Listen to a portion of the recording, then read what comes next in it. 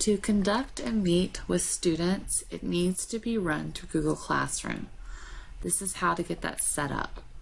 You're going to go to your class and hit the gear icon. You're going to go down under General and you have Meet and it says Generate Meet Link.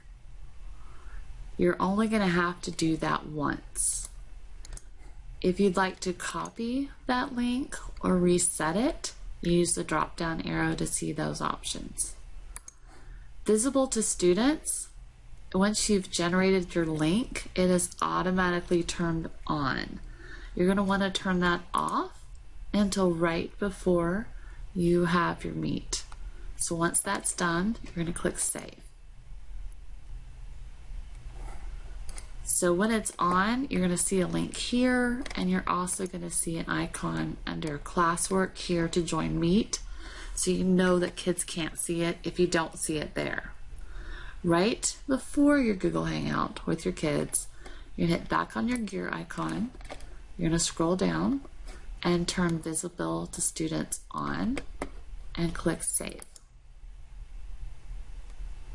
You're going to see now it appears under the Classwork tab right here, Meet, and also under Stream, here's your Meet link.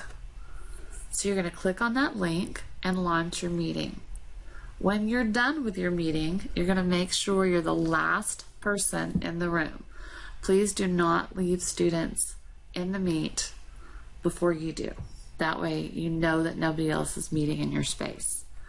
Come back to Classroom.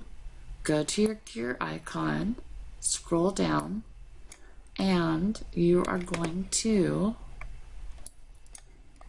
turn visibility off.